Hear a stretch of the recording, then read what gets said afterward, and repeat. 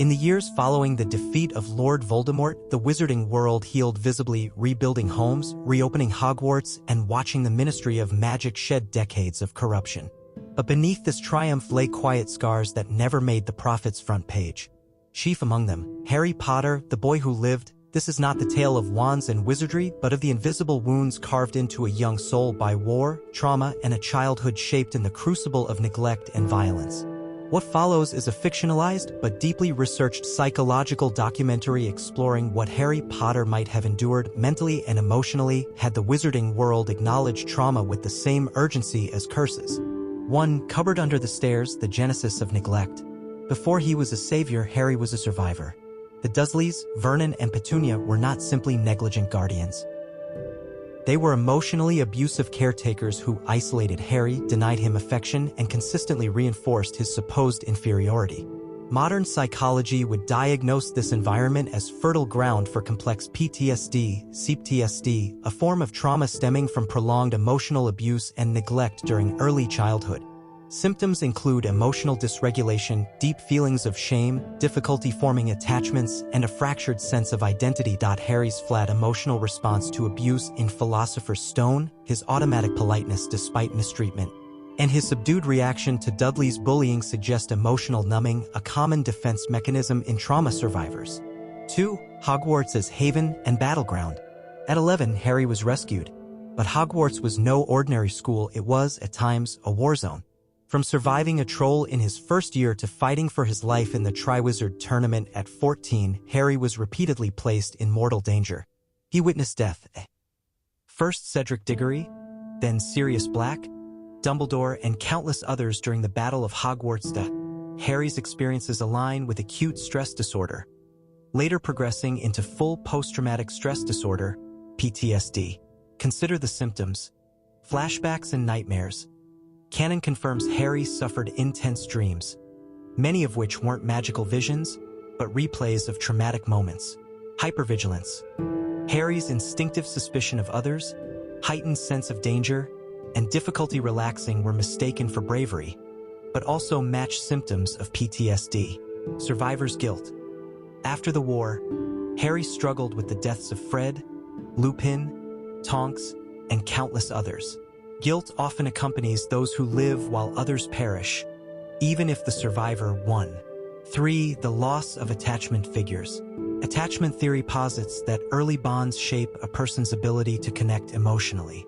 Harry lost his parents at 1. He lost Sirius, his godfather and emotional anchor, at 15.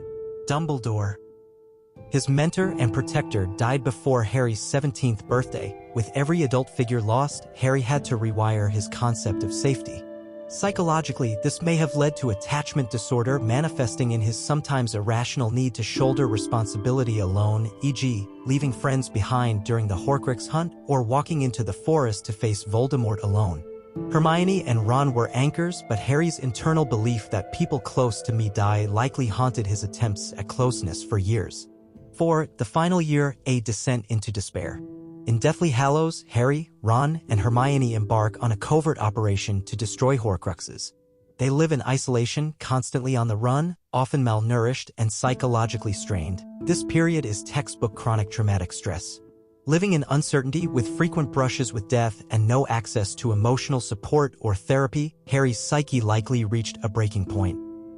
His increased irritability, moments of impulsiveness, and depressive detachment suggest the deterioration of his mental health. His vision-induced connection with Voldemort became invasive, akin to intrusive thoughts, and the blurring line between himself and the Dark Lord may have exacerbated identity confusion. 5. The forest against suicidal ideation or noble sacrifice.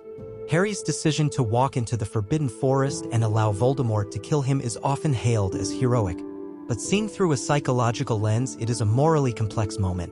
The act of self-sacrifice was informed by a sense of purpose, but also profound emotional exhaustion. Harry did not expect to return. The acceptance of death without seeking alternative solutions borders on passive suicidal ideation, a state where one does not wish to live but does not actively pursue death.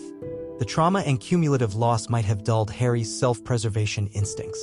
6. After the ashes, the life he lived. Canon skips 19 years. We know Harry became an Auror, married Ginny, and had children. But what kind of father could he be with his emotional history? Healing is possible, but without structured support, such as trauma-informed therapy, survivors often repeat cycles.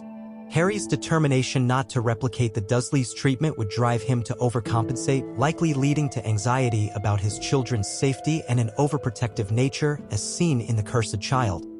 He might have suffered from sleep disturbances, avoidance behaviors, and occasional emotional outbursts, especially triggered by reminders of the war.